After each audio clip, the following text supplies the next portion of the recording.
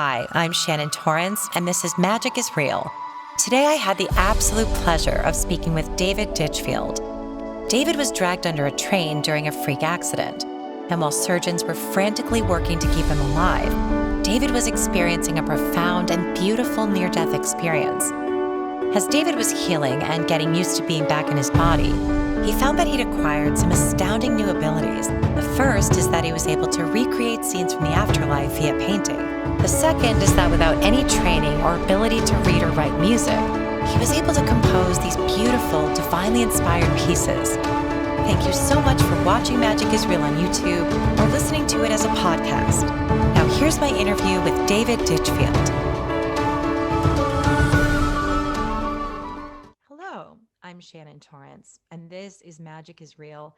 Thank you so much for being here and for watching today. I have with me a guest that I've been really looking forward to speaking with. I've been aware of you, David, for quite some time, for probably years, because I am someone who has watched every near-death experience testimony online, and I've been very interested in this field for a long time, and I've read a lot of books. So David Ditchfield is coming to us from the UK.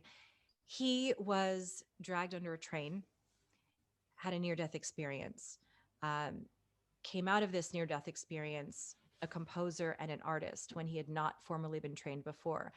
But not only is he a composer and an artist, he also these pieces that he's composed and created are near-death experience inspired.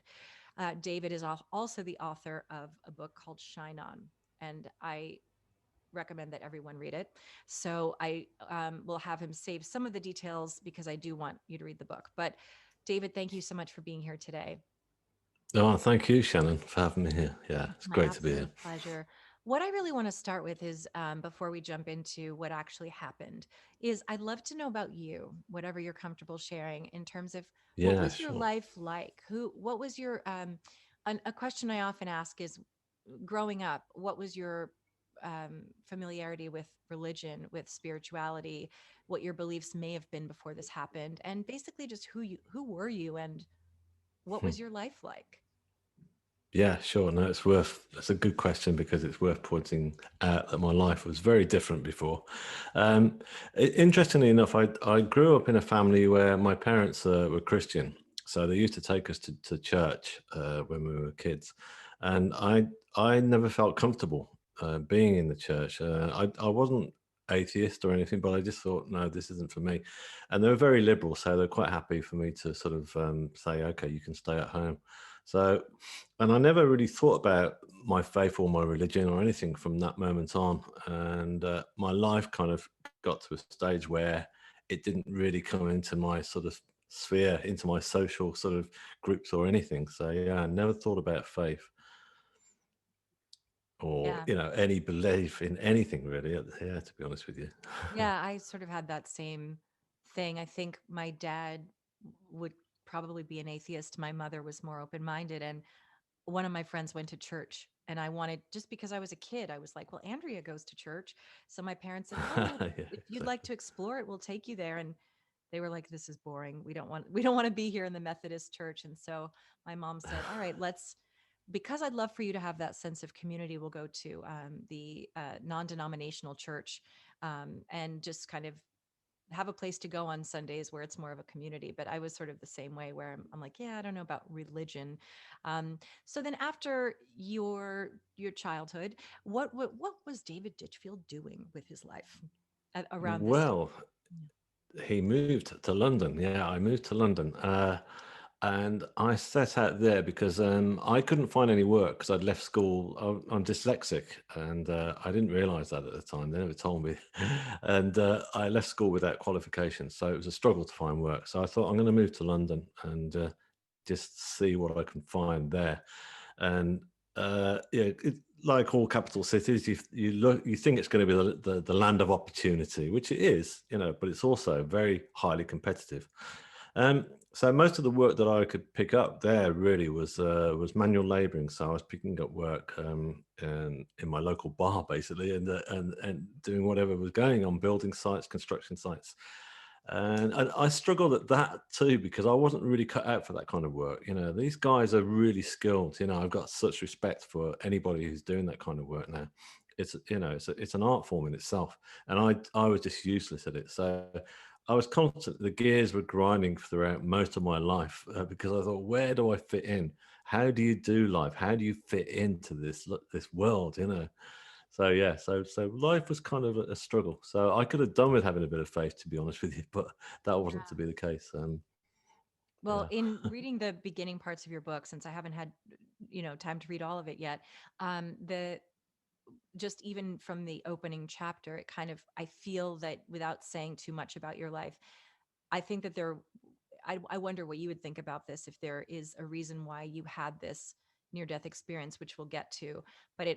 it feels like, in a sense, it was sort of meant to show you your purpose. But I don't want to Mm. put words in your mouth. So No, no, I, you're correct there. yeah, Yeah. it kind of feels like there was a reason why this happened. And so, Yeah.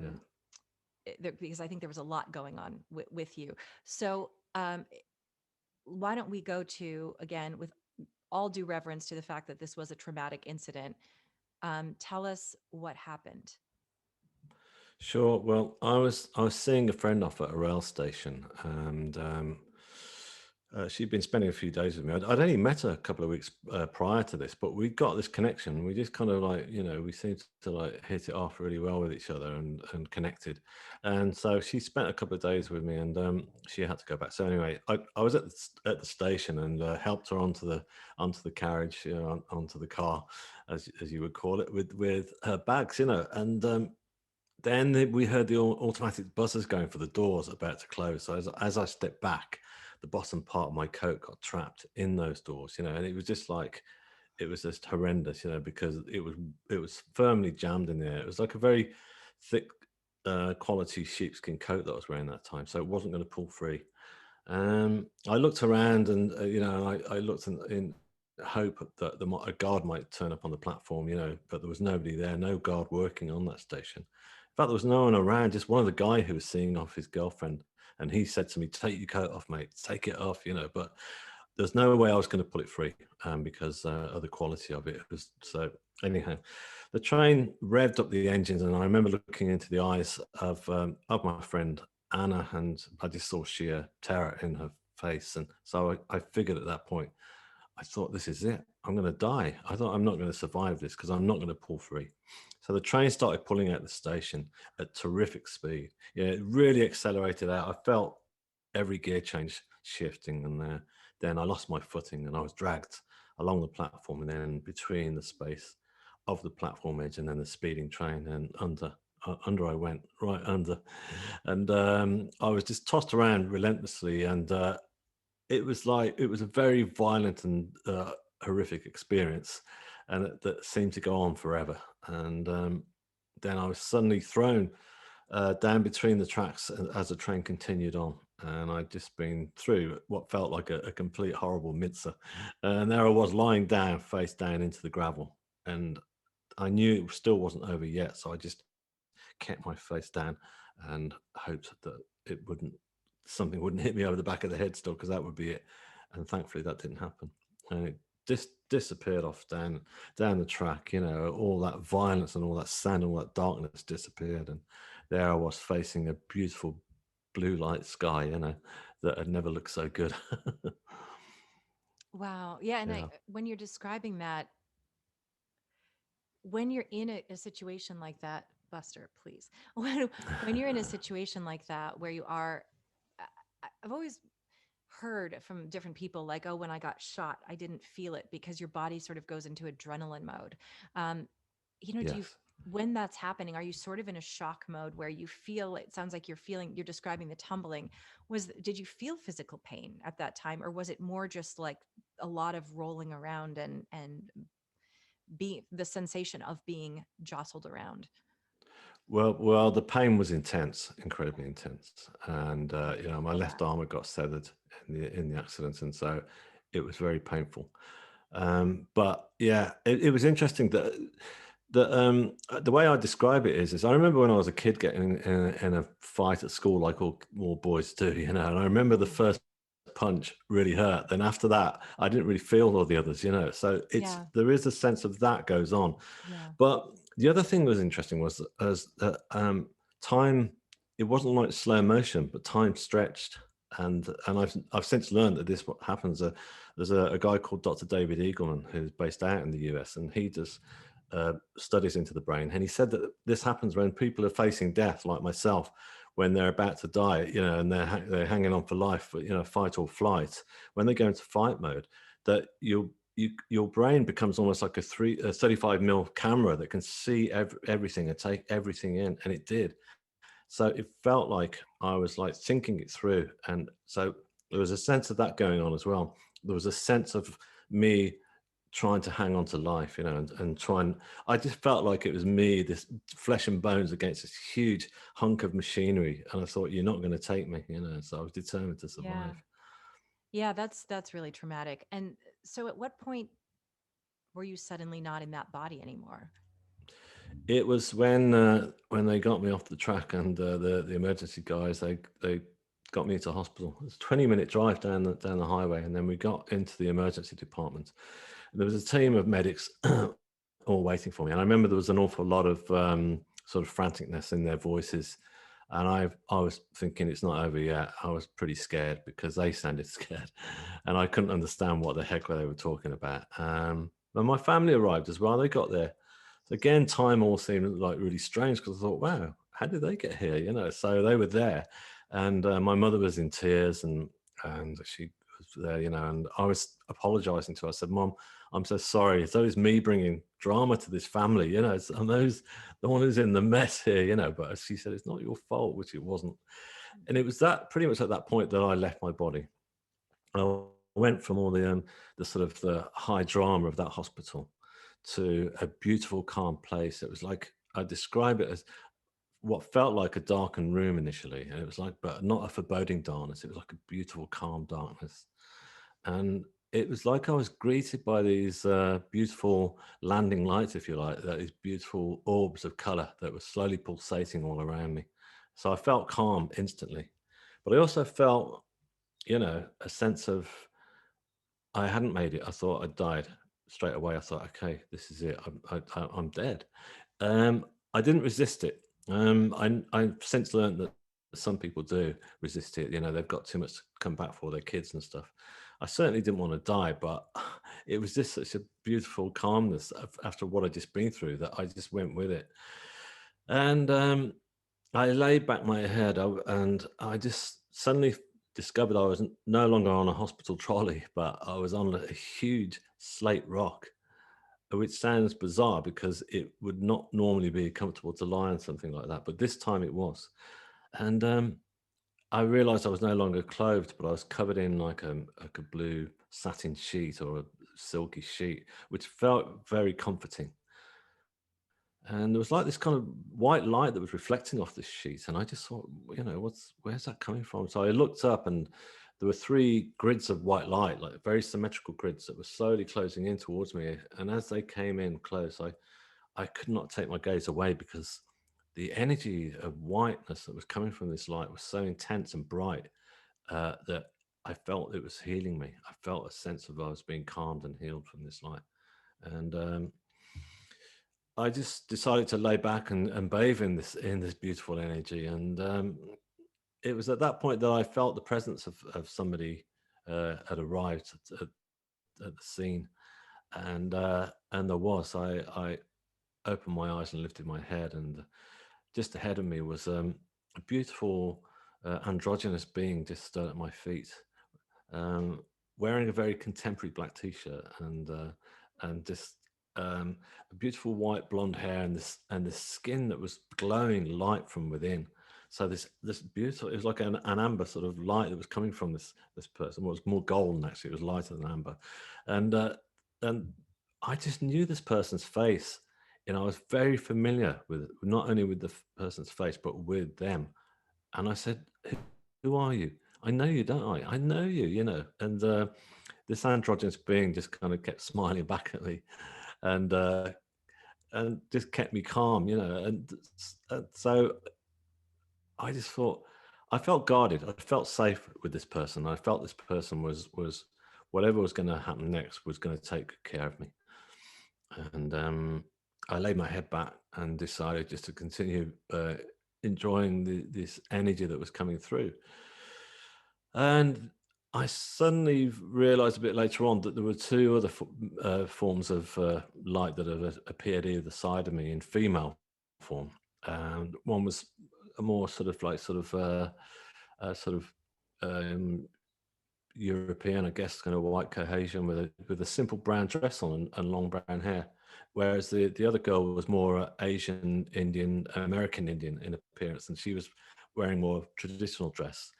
And they just had their hands slowly sort of hovering over the top of my body, you know, not touching it, just kind of just hovering over. And I just felt that they were healing me from the trauma of the accident, healing my body, uh, which is as I looked to check my body as well, and everything was back intact. You know, my left arm, which had been severed, was now completely healed. There's not even a scratch. But I figured, well, if that's the case, I'm sensing that they're actually healing my soul.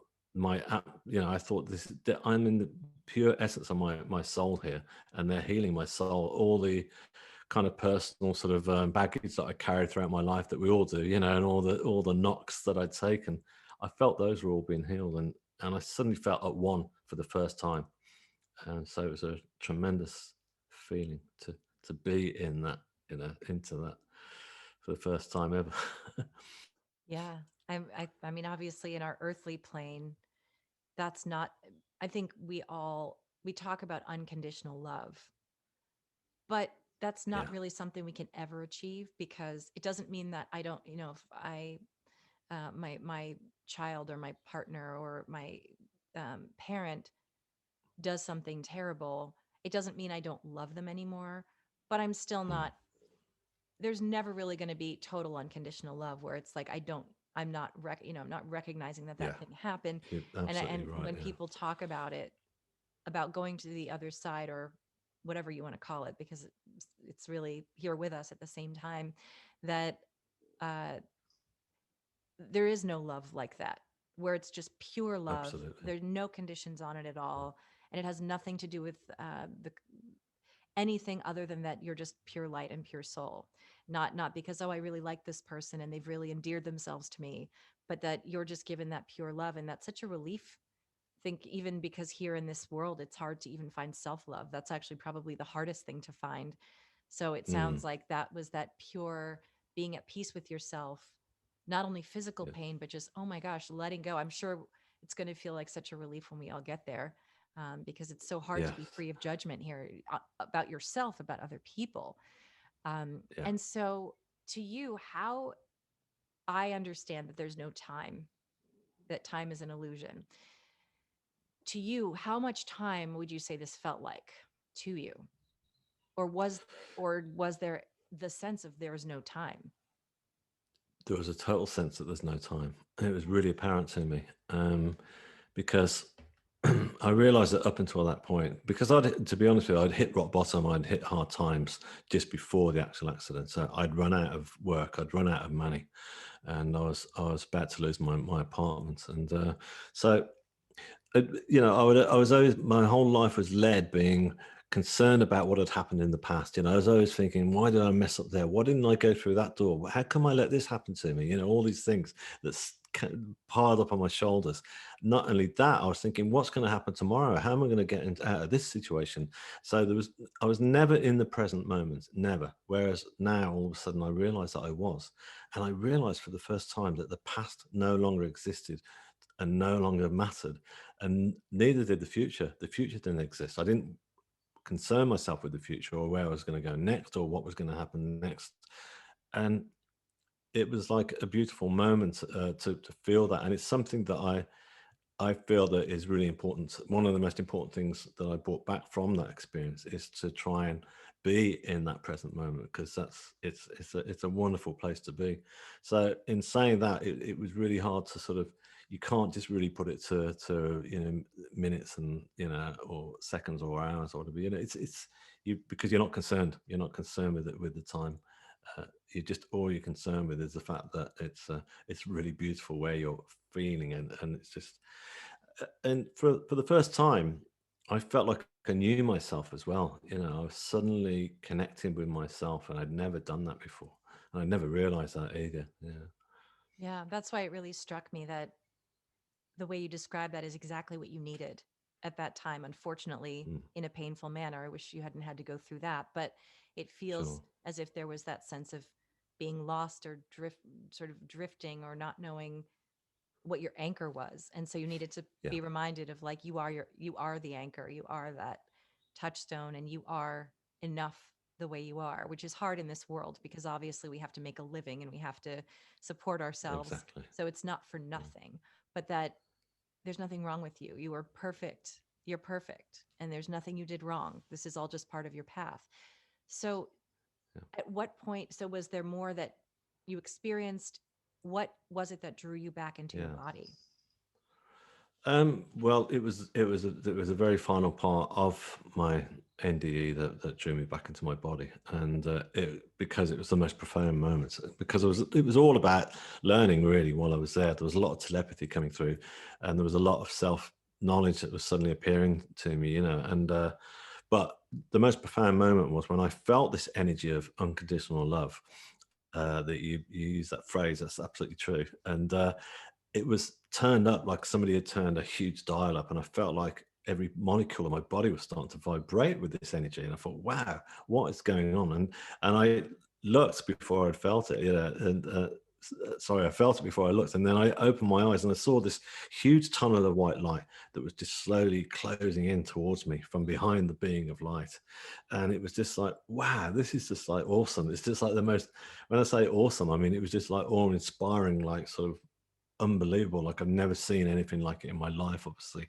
And there was flames that were slowly rotating around, and it was very powerful seeing all these flames, but they were not at all foreboding or frightening. You know, it was just like, yeah, this is like great.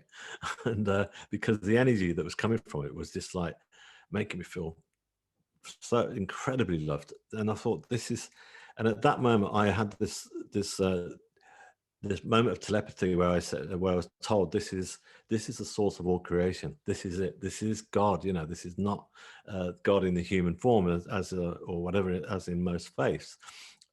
This is, it's a tunnel of white light, a very intense tunnel of white light that's coming in towards me. And I know that some people who've had NDEs, as I've since found out, do enter into that tunnel and they go beyond. But that wasn't to be the case for me. I figured that I'd learned all I needed to know because I didn't make the decision to come back. You know, they sent me back when they felt the time was right. So it was literally at that point. I mean, it was a very euphoric moment. So it was a great moment to come back. Because interestingly enough, when I came straight back into my body, I was straight back into the pain body, and I was straight back into the loudness of the hospital, and you know, the brightness of the fluorescent strips was like, oh, you know, and the noise was like too much. But do you know what? I was just felt so much joy inside me. I was just thrilled with all this experience that I didn't really care. All I could think of was, wow, I mean, that was amazing. Why have they sent me back? You know, what is my mission? So, yeah. Yeah, that's interesting because I know a lot of people say it feels like they were being stuffed back because your soul is so expansive. In fact, as you've been speaking, I've been sort of distracted because I can see this has literally never happened to me. And it sounds so, I know to some it will sound, I always say woo woo, but it's like as you're talking, I see the brightest aura around you. And I've been trying to learn to see them and I haven't been able Oh, to. And wow. all I see is this huge aura around you and it's a bright white light. So it's reminding me, and I'm watching you talk, but I'm seeing your aura. I'm not looking at your body. And Oh, so fantastic. it's really interesting because I haven't been able to see that before, but it's because your soul is so expansive, but it is confined to this body a bit in this world. And so I know that Yes. being kind of Yeah. stuffed back in, I've heard it described as, can be a little bit jarring, but I love that you brought back with you that joy. Did you feel, I know that people, having lived in Europe myself, I know that people from the UK especially tend to be more reserved than we Americans are. Yeah. And you're not as, you don't share as much personal stuff or you're not as gushy, but did you feel the need to share this Oh, with yeah, totally. the doctors, the people? What was your experience with that? Well, I felt the urge to do that, but at the same time, I was very precious about it as well because it was so important to me that I didn't want people to be going, yeah, yeah, yeah, okay, sort of. I really wanted people to get it, and I knew nothing about near-death experiences, so for me, it just felt like, I was the only person that had been through it at that stage. So, and I thought, well, how am I going to tell people about this? And I started telling, my family and my friends when they came to visit me, but just selected one.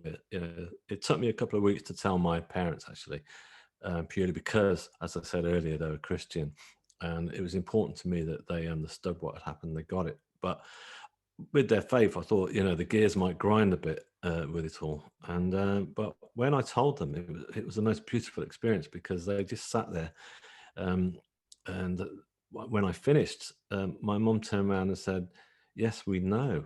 And I was going, "You know?" And I said, "How do you know?" And I said, she said, "It's just that whenever we come to see you, we leave here, and we say you've got all these tubes attached to you and you can hardly move, but you're just glowing with this light and energy, and you're giving out all this love to anyone around with you, even the nurses, and they detected all that to my amazement. And so that was really wonderful.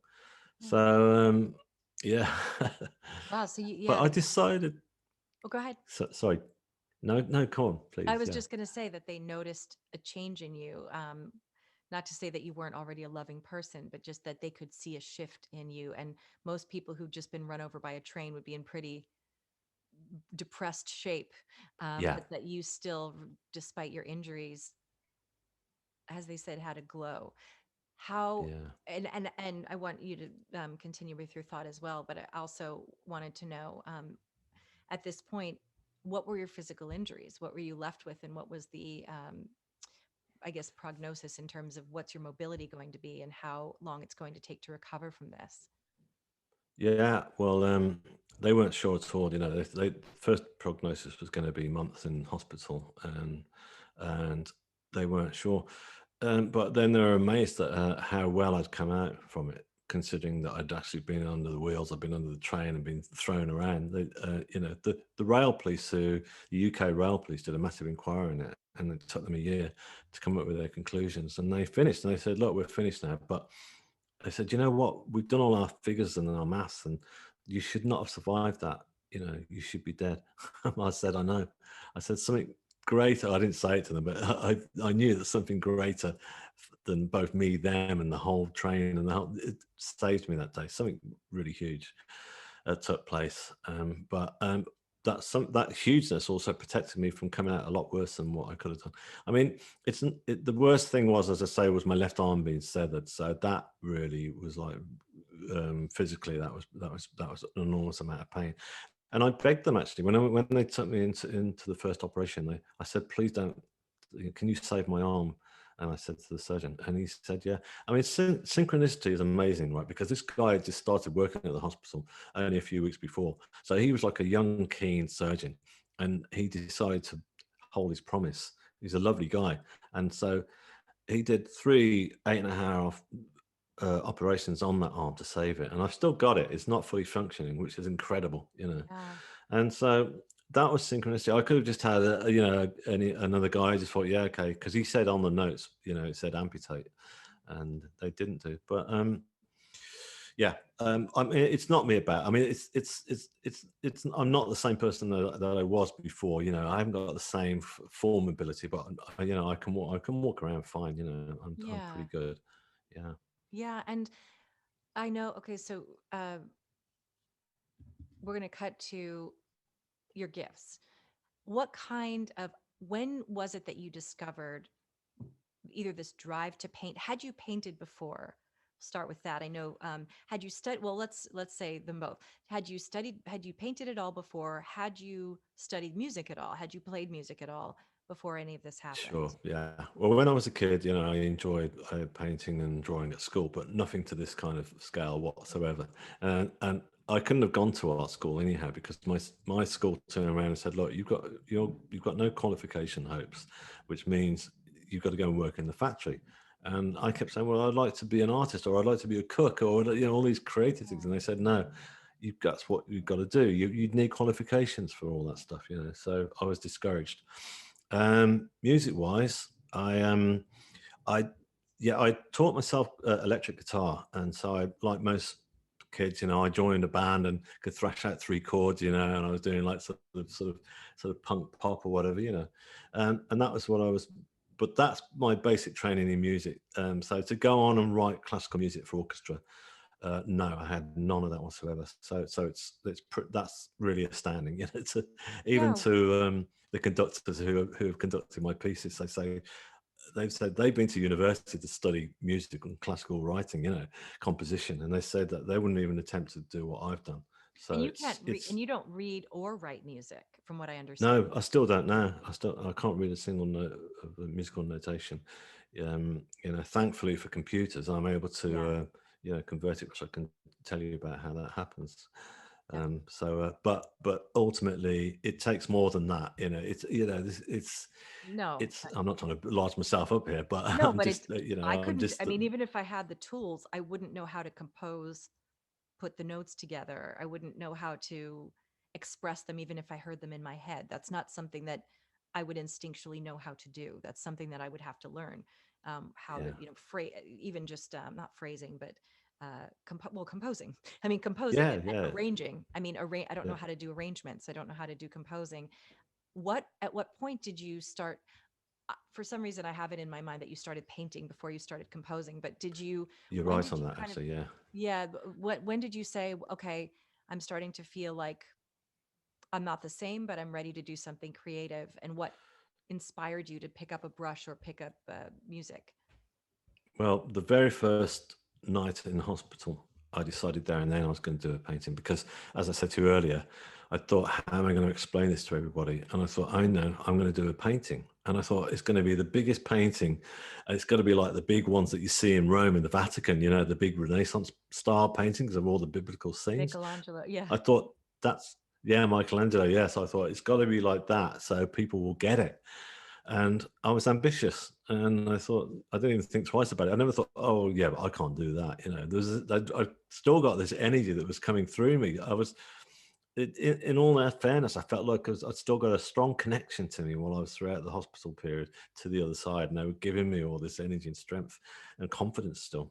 So yeah, so that's what I decided I was going to do. So as soon as I was fit enough to actually start painting, I got to work on it, and I got a big canvas laid out in front of me, and I was apprehensive, you know, because again, I didn't want to mess it up. I wanted to get this right, you know, and but as I started painting, it was amazing. You know, the colors started going on there, and it started coming together really well. And I thought I'd stop at the end of each day and I go, "Wow, this isn't just me that's doing all this." You know, Yeah. I'm getting help here, and so I realized from that very early stage that I was channeling ideas through. I was being educated how to do this, you know, and yeah, so it was really wonderful. Yeah. And I've seen your work, and of course, it will have been shown in the intro to this interview. And it's astounding, and it's difficult to. How can you? I draw a bit. I don't do it anymore. I did it more as a kid, just because I come from my mother's side of the family is very artistic. My uncle and my cousin are extremely talented artists. My cousin's now a tattoo artist, but and my mother's very creative, but I inherited, and my uncle on my dad's side was an artist, but it's just enough so that I can draw, but it takes me a lot of effort.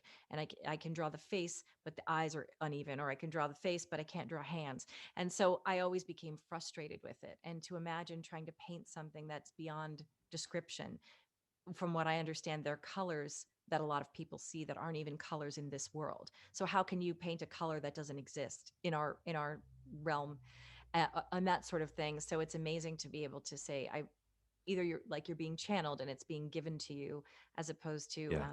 it's trying to put words to the wordless, or images to something that just we can't even imagine in our wildest dreams, except based on the paradigm that we have established in our minds. And then at what point did you say, you know what, I hearing were you hearing music in your head that you wanted to put down, or did you say, oh, I suddenly feel compelled to sort of try out this new computer program and see what comes out of it? No, that all came along afterwards. Actually, it's It came through where I started having spiritual healing when I came out of hospital, because I wanted to find a spiritualist church that I knew was nearby and I wanted to go there because I thought they're going to get it if I talk about my story. I needed to really talk to people and unravel it. And they did. They totally got it. And the very first evening, they said to me, "Look, we do spiritual healing. You look in a pretty bad way there." I was still pretty banged up with all plaster attached to me. And I said, "Yeah, great." So I've never stopped. I still go. But the first sessions that I started going to, some of the healers are clairvoyant, and they started giving me messages saying, "Why am I hearing violins?" And I said, "I've no idea." And then one of them turned around to me and said, "They're telling me that you're going to write a piece of music about your experience." And when they say they're talking about the Mm. guides that they're channeling the energy through in the healing sessions. And I said, "Wow, okay." So I went home, and I couldn't play guitar anymore because my left arm was so bashed up. But I got an old cheap synthesizer in the loft, and I got that down. And I thought I was going to write a 3-minute song because that's all I knew. I never thought about orchestras at all. Then I did hear this lovely chord progression, and that came through one night. So I jumped up in the morning and got this synthesizer out, and then all I got was an old cassette recorder, and I recorded it onto that, and I just built it from there and just kept recording it and playing it back. And my brother's classically trained. He said, "Look, I can help you out. I've got some software that you can. I'll send it to you, and you can attach it to. I'm going to give you a laptop, and you can attach it to that. And when you play on your keyboard, it will then transpose it into musical format." So that's what I did. And again, synchronicity. I'd met a cellist around that time as well, and we used to meet for coffee. And she was quite spiritual as well. And she said, "Oh, what's going on?" So I told her where I was at, and I said that I'm starting to write some music. I said, "It sounds like it should be played by an orchestra." And she said, "Oh, well, maybe our orchestra could perform it."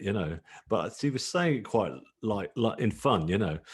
And I thought, no, that'd be great. So I'd still got this same sort of ambition that I could do this. So I really worked to get it together, and then I got back in touch with her. I said, "Oh, do you remember that conversation? Well, would you have a look at the score?" So the orchestra looked at it and they said, "Yeah, we'll perform it." So they said they'd perform it, which was amazing. So and the concert itself sold out, which was unbelievable. But That's what I understand. And I heard that you yeah, received a standing ovation as well. that's right, yeah. So I realized then that the help that I was getting, the guidance and the channeling that was coming through was not only coming through the paintings, it was coming through me helping to write that music. And now it's coming into play, helping this whole event come together. Because it started by me, the orchestra saying, "Would you say a few words to the local press?" I said, "Yeah, sure." And I spoke to them and they said, "Hang on, you're the guy who went under the train, aren't you?" And I said, "Yeah." And they said, "This is going on the front cover." Yeah. So from then, the phone kept ringing, and then the BBC said, "We want to come and film the rehearsal." And of course, 2 weeks in advance, it sold out, and which the orchestra were like, "Wow, this is amazing." So it was interesting because there was no sense of like, "Hey, this is I'm going to be big." It was more like, "Brilliant. This is means more people are going to come and get this message," because that's all I wanted, because the whole piece was all about my near-death experience. There are 3 movements to it, and it takes you through the whole journey. And I just wanted them to experience it, which they did. The atmosphere that night was just incredible. It was just remarkable. It was just, I just go reel my mind back to it sometimes. And when I started hearing the recordings afterwards, I used to cry at the end each time I heard it back, purely because it was so amazing that night. Yeah. Yeah. And I know I was telling a friend today, one of the reasons I am so passionate about what I'm doing here is I said the people that I'm meeting and surrounding myself with and becoming friends with. I said in the spiritual community, look, we're all still human. But the Yeah. people I know who've had near death experiences are the most non-judgmental, non-self-centered people that I've ever met in my life. Oh, So I already know if they've had a true near-death experience, and I will not just interview someone because say they had a near-death experience. It needs because people will make it up. There are people that are mentally ill that will make it up because they need the attention or something. But I said it's that sense that you understand, you've received the message. This isn't about you. You weren't basking in the glow because it was about you. And you had a right. I mean, mm, honestly, it would be okay if you did. It's okay to feel good about yourself. It's okay to be proud of your accomplishments. There's nothing wrong yeah. with that. But at the No, same of course time, not. when you said that, I already knew what you meant. You were in awe of the it's spirit. You're giving spirit the credit, but you're also wanting to share an important message with people. You want people to feel that sense because despite what you went through, and you could have ended up bitter, depressed, angry, why did this happen to me, but you already received the message that yes, I'm sure it's been difficult, and I'm not saying Mm, that all the time. I assume that you're like, oh, this is fantastic, but you've been able mhm, to see the gift in it, and you just want to share that message with other people, and you understand more than the average person that we are all one, and that by giving other people this message, you're doing something very healing for all of humanity, just as you wouldn't hurt someone mm. else because it would be hurting yourself. And that was the thing I was saying to my friend today, that I That's just lovely. love the people in this community because there's just this Mm, kindness. I already know that no one's going to give me a hard time, or we're going to be very loving. I'm not a near death experiencer, but that I know that the people that I've met, it isn't about them, mm. and they Yeah, understand that message. And so I think it's beautiful that you're doing this as a gift. You're being of service with your art. You're being of service with your music, and I think all musicians and artists are. Because you're giving someone joy. You're making someone feel, and that is, I think, what we are here to do. absolutely. Yeah, yeah. No, it's absolutely true. Because it was interesting. I was watching some old footage on TV last night of Jimi Hendrix performing, and whenever I see him perform now, I just think, wow, he's just channeling. Yeah. You watch the way when he's playing that guitar, it's like it's taken over him. It's like there's no sort of, he's not thinking it through at all. His eyes are closed nearly all the time, and he's just like, it's just going right through his soul and right onto that keyboard of the fretboard, sorry, of the guitar. It's just amazing. Yeah, And I so had that yeah, conversation recently too. That yes, they said something like, "Is art channeled?" I said, "It is. It's not.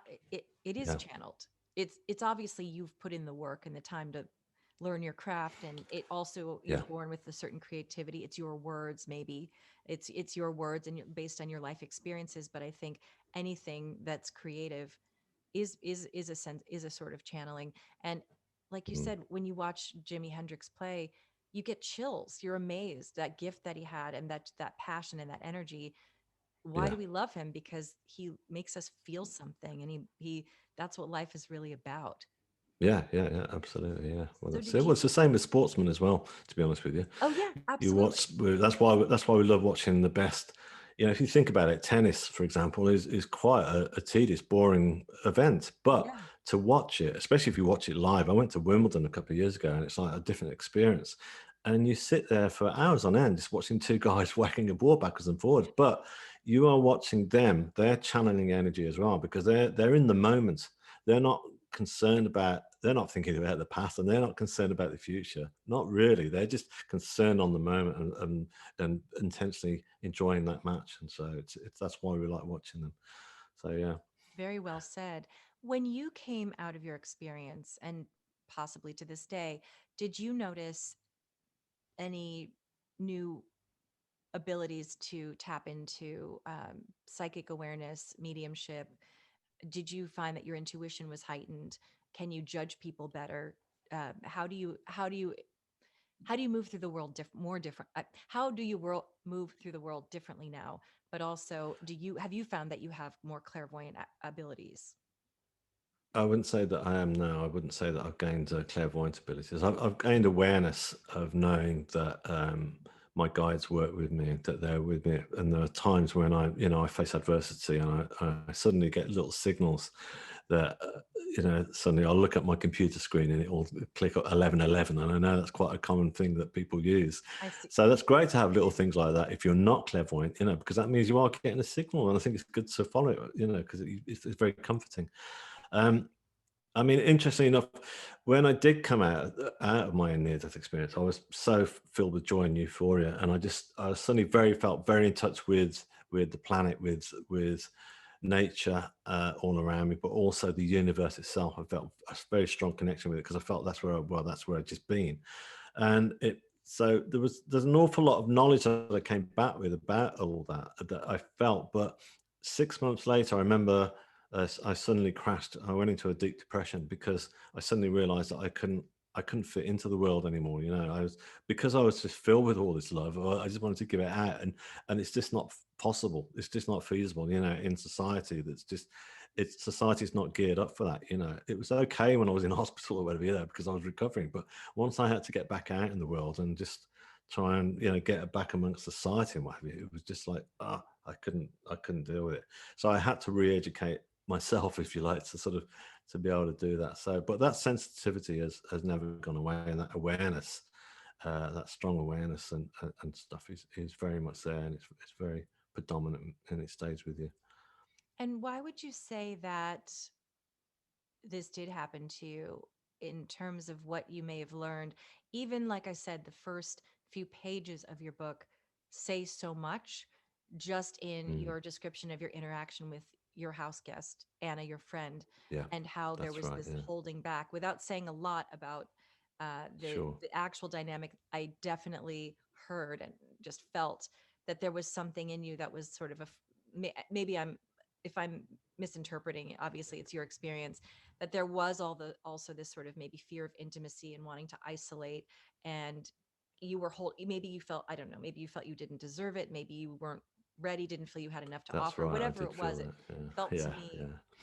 like there was some self-esteem stuff, or why can't I just get close, or why am I pushing her away?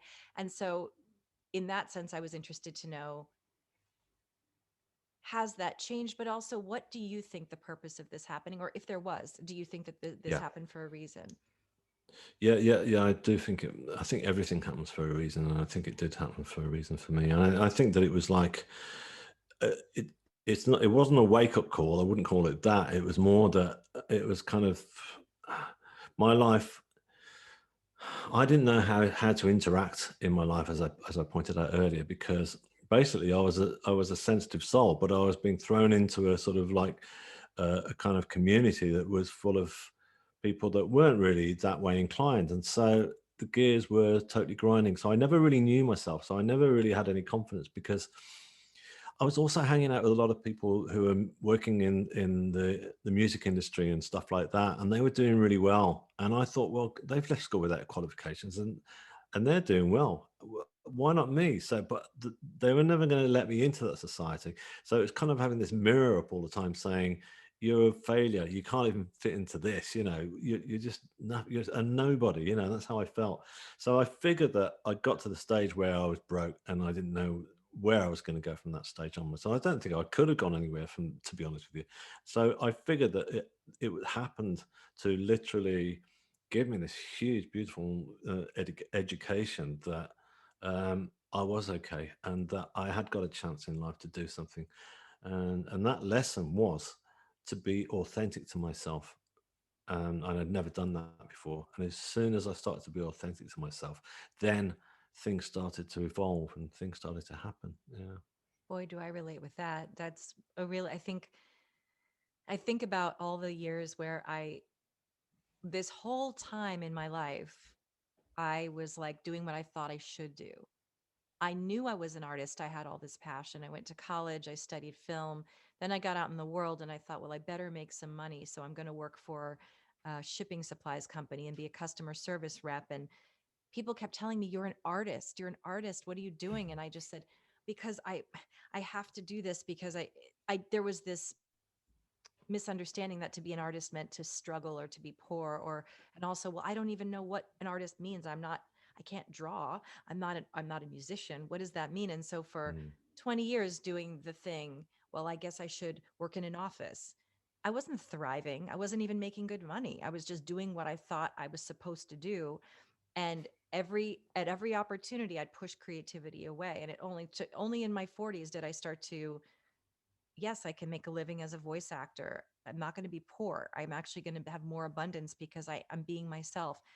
Yes, I'm a, into psychic and medium stuff, and who cares what people think about it? It's who I am. It's what I'm here to do. It's doing this mm, kind of thing, having these conversations, being afraid of judgment, or people are going to think that's weird, or um and when you finally settle into yourself and think, why did it take me this long to just do what I do and be who I am? And Yeah, never have I been happier. So, and being yeah, authentic about not trying to be what you think you're supposed to be or what you think people will approve of, but realizing that, like I said, you are enough the way you are.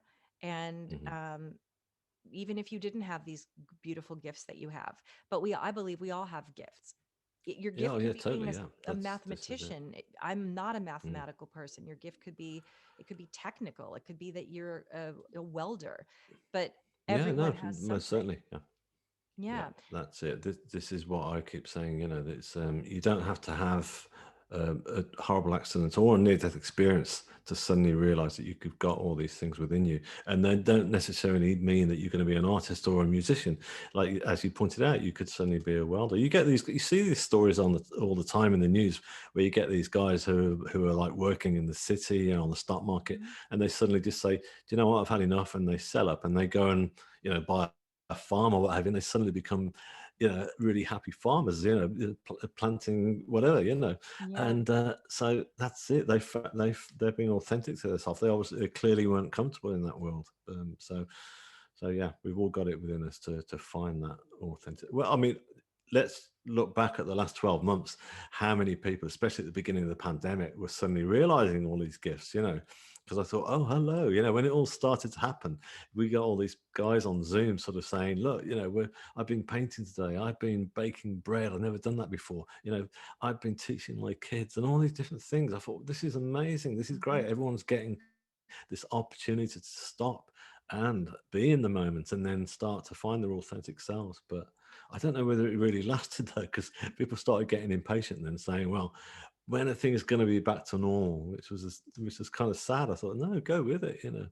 I felt the same way. In fact, that's when I finally, after 2 years, started this podcast. It was like something I'd always wanted to do, but never had the bandwidth for.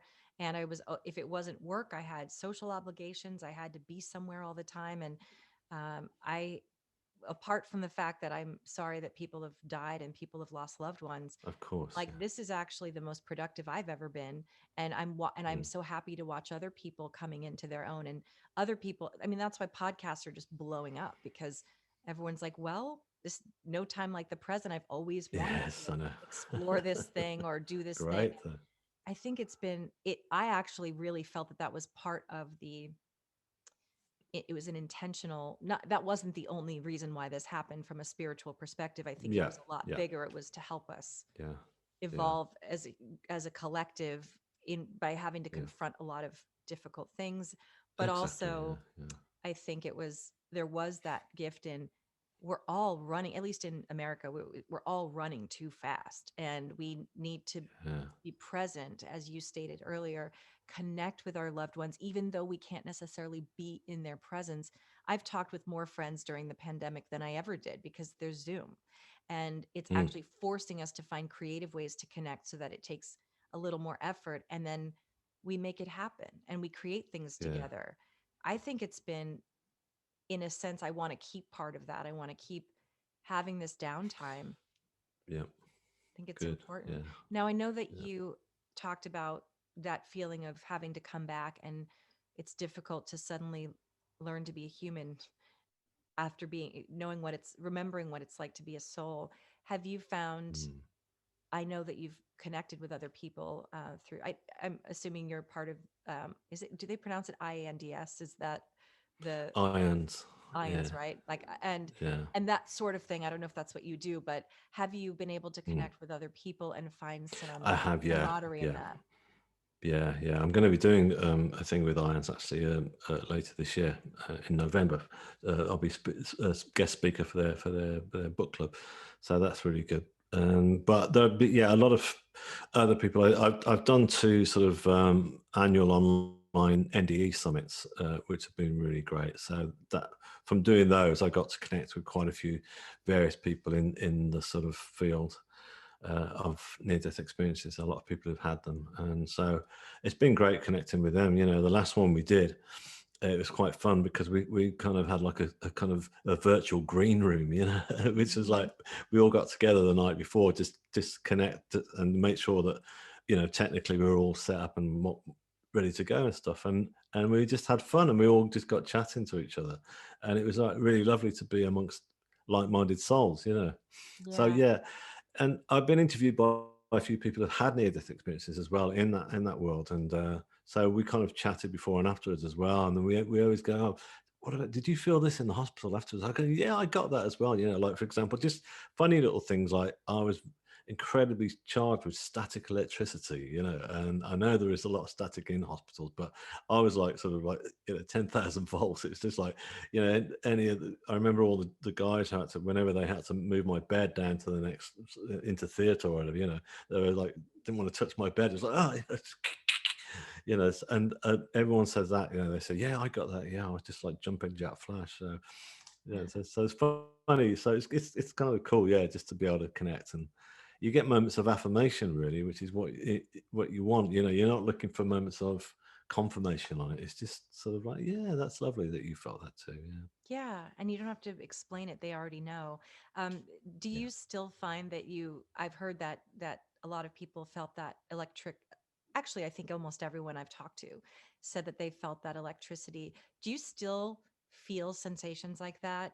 Do you still feel it? Was yeah. it immediately after, or does that linger with you? Not all the time, but at least It was a lot sometimes. more powerful right at the very beginning. As I say, I felt like I'd got this umbilical cord attached to the other side for quite a long time when I was in hospital, and so that energy was very much there. I still feel it now, especially when I go to spiritual healing, and when I do meditation as well. I feel it, you know, because basically I'm able to just kind of, then it's all because I'm going into the moment. It's all because I'm shutting out whatever's happening in the world around me, and I'm connecting with my guides directly, and I'm connecting with the universe, and I feel very much a part of that energy that I felt in the NDE itself coming through when I'm being healed. So in essence, again, you don't have to have the experience I went through to reach that point. You know, I mean, I've taken other friends along. I took my sister along to spiritual healing, and they felt it too. You know, they really came out. You know, really. I saw this. I could see the change in them as well. So they weren't kind of going, "Oh yeah, you know, that was good, wasn't it?" You know, I could see there was like, "Yeah, that was brilliant. You got it," and stuff. So, yeah, I That's still really get it. cool. I love hearing that too, because ever since I started studying mediumship and becoming a medium, I Mm, feel it every day. I feel electricity in my body. And right. a few friends have said, maybe you should get that checked out by a doctor. And I'm like, I know it's not, I mean, I will just to rule it out. But I said, no, other mediums have told me it's the same feeling. I described it. I took a class with Monica, the medium. And I said, I don't know if you have this, if you've seen these, but they're those, head massage things. They look like a spider. They Yes, used to have yes, them I've at seen them. Sharper Yeah, Image when that was still a thing. yeah, And uh, it feels exactly like that's happening to me. Like it feels like that, and it goes all the way down. So I call it spirit absolutely. tingles. And I told Monica, she said that I have described it as that exact same device.